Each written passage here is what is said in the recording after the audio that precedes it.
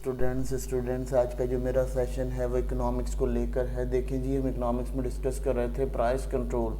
Basically ये पूरा एक टॉपिक है। अब मैं जो आज बात कर रहे हैं वो एग्जांपल्स के ऊपर बात करेंगे। इसका एक बड़ा अच्छा इंपॉर्टेंट एग्जांपल मिलते हैं कुछ, तो उन एग्जांपल को बहुत डिटेल में डिस्कस किया गया है ताकि आपको ये डिमांड और सप्लाई का कंसेप्ट समझ आ सके। तो अभी हम बात करते हैं जी डिमांड ऑन रेंट कंट्रोल, यानी अगर हम देखते हैं कि डिमांड क्या फ़र्क पड़ता है जब रेंट कंट्रोल करते हैं। लेट सपोज आपके पास कोई हाउस है, कोई लैंड है, कोई कैपिटल एरा है जिसका आप रेंट कंट्रोल करते हैं, तो उसके क्या इफ़ेक्ट्स होंगे इकनॉमी के ऊपर, हम उसकी डिस्कशन इस स्लाइड में करेंगे। बेसिकली होता क्या है कि जब आप देखते हैं कि आपके रेंट हाई हो जाते हैं तो क्या होता है कि आपके जो रेंट हाई होते हैं उसकी वजह से आपकी जो डिमांड होती है वो बढ़ जाती है।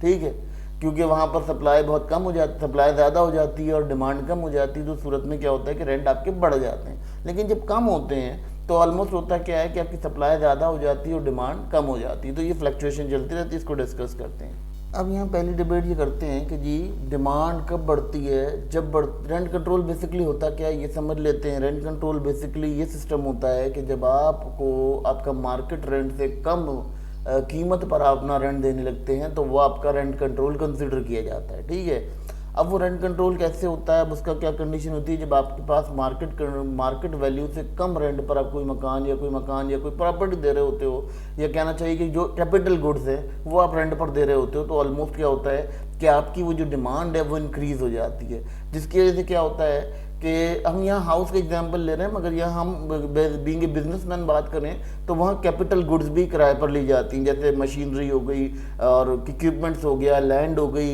इसके बाद अलावा कई दफ़ा जो है कई ऐसे एम्प्लॉयज़ लिए जाते हैं रेंट पे, तो वो भी एक आपका सिस्टमेटिकली हम देखते हैं तो वो रेंट कंट्रोल, या हम कह सकते हैं कि उसका भी अगर रेंट कंट्रोल किया जाए तो उसकी डिमांड हाई हो जाती है। बेसिकली हम यहाँ हाउसिंग की बात कर रहे हैं, लेकिन ये जो बेसिक कंसेप्ट है ये इकनॉमिक्स का इस तरह से है। अब इसी तरह से अगर हम बात कर लेते हैं अब shortage of rental houses. Shortage of rental houses क्या होते हैं कि आपने लैंड, लेबर, कैपिटल, कोई भी चीज़ आपकी थी जो आपने यूज़ करनी थी इकोनॉमिक प्रोडक्ट को बनाने के लिए, आपने उसके रेंट जो है आर्टिफिशियली लो कर दिए। कि यानी आपने गवर्नमेंट की कुछ सेक्शन थी, पॉलिसीज थी, उनसे बचने के लिए जब आपने आर्टिफिशियली लो किए तो आपने ये देखा कि आपकी जो सिस्टमेटिकली डिमांड थी वो काफ़ी हद तक कम हो गई। बेसिकली ये कॉन्सेप्ट समझने के लिए आपको समझाया जा रहा है कि जब आपके पास प्रोड्यूसर होता है, प्रोड्यूसर को ये तमाम चीज़ें चाहिए होती हैं, land, labour and capital.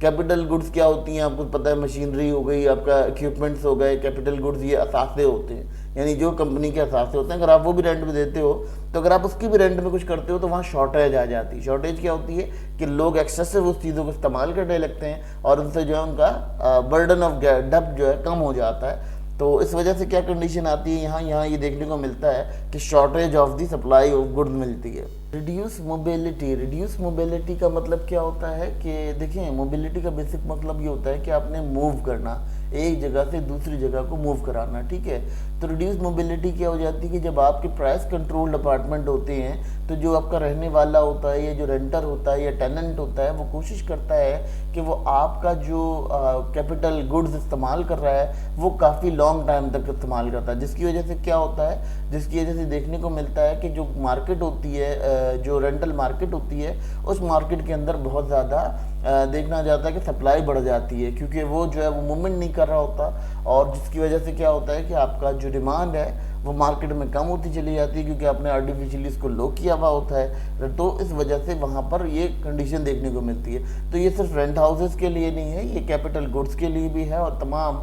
Goods के लिए जो हमारी रिलेटेड टू मैटर है। यहाँ एक और चीज़ सिस्टम समझा रहा है। अब ये सिस्टम ये कहता है कि जी आपके पास ब्लैक मार्केट एक्टिव हो जाती है। जब आपके पास रेंट कंट्रोल की पॉलिसीज़ देखी जाती हैं तो वहाँ क्या होता है, वहाँ पर ये नज़र आता है कि वहाँ पर ब्लैक मार्केट आ जाती है। ब्लैक मार्केट और इनफॉर्मल मार्केट ऐसी होती है कि वो जैसे कहते हैं ना कि वो मौसमी भेड़ों की तरह आ जाते हैं, और मौसमी भेड़ों की तरह वो हर कोई जो है ना अपनी मर्जी की प्राइस देने लगता है। उस वजह से क्या होता है, उस वजह से आपकी जो मार्केट होती है, जो मार्केट फ्लैक्चुएट कर रही होती है, रेंटल मार्केट बहुत बुरी तरह फ्लैक्चुएट करती है। क्यों करती है, क्योंकि आपकी जो कैपिटल गुड्स या जो चीज़ें हैं वो आप मज़ीद सस्ती करके और एक्सेसिव वे में और फ्रॉडुलेंटली आप जो है लोगों को दे रहे होते हैं। आर्टिफिशियली नहीं, बल्कि फ्रॉडुलेंटली आप कहना चाहिए।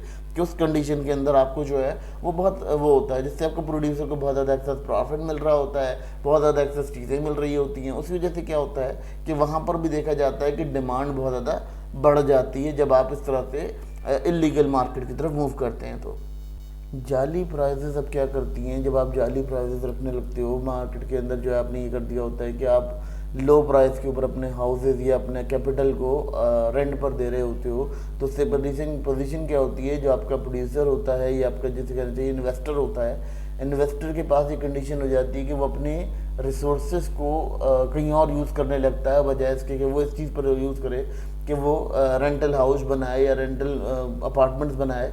वो इस चीज़ पर नहीं जाता, या वो कहना चाहिए कि लैंड लेबर कैपिटल के ऊपर नहीं जाता, बल्कि वो क्या करता है, वो एक नए सिस्टम को सोचने की कोशिश करता है, सोचता है कि मैं किसी और सिस्टम के अंदर डेवलप कर लूँ अपना ये वो जो है ना, जिसकी वजह से क्या होता है कि आपकी कंट्री की बहुत सारी इकोनॉमिकल रिसोर्सेज भी ज़ाया होती हैं, बहुत सारी इकोनॉमिकल रिसोर्स के अलावा आपकी जो प्राइस है वो डिस्टॉर्ट हो जाती है, यानी प्राइस डिस्टॉर्ट हो जाती है, यानी गड़बड़ प्राइस देखकर जो आपका इन्वेस्टर होता है वो आपकी कंट्री के अंदर किसी किस्म की नई इन्वेस्टमेंट करना नहीं चाहता।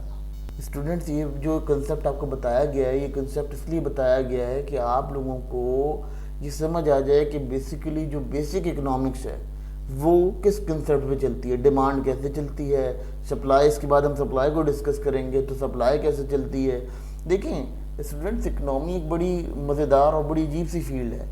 इस फील्ड को समझने के लिए आपको छोटे छोटे से पॉइंट्स में समझना पड़ेगा इसे, क्योंकि बहुत ज़्यादा किसी कहना चाहिए बहुत ज़्यादा एलोबोरेटेड वे में, बहुत ज़्यादा खुली किताब की तरह है और बहुत ज़्यादा डिटेल्ड है। बहुत सारे बच्चे क्या करते हैं कि वो उसको स्टडी नहीं करते, वो उसको पढ़ते नहीं है, वो कहते हैं जी मैं पढ़ के क्या करूँगा, how why I am studying economics, और इकोनॉमिक्स बड़ा बोरिंग सब्जेक्ट है। मगर बोरिंग सब्जेक्ट नहीं होता, बेसिकली आप लोग उसको पढ़ते इस अंदाज से हो कि वो आपको बोरिंग लगने लगता है। बेसिकली वो बोरिंग नहीं होता, मगर वो आपको बोरिंग इसलिए लग रहा होता है क्योंकि आपको ये लग रहा होता है कि इसमें पढ़ने में हमें कोई चार्म नहीं है, लेकिन वो बहुत ज़्यादा रिसोर्सफुल है और वो आपको बहुत सारी फील्ड से इंटरकनेक्ट करता है। इसलिए इसको समझना बेहद ज़रूरी है और मेरा ख्याल है कि आप लोगों को इस चीज़ पर डिबेट करनी चाहिए ताकि आप लोगों को समझ में आए कि इकनॉमी बेसिकली डील किससे करती है।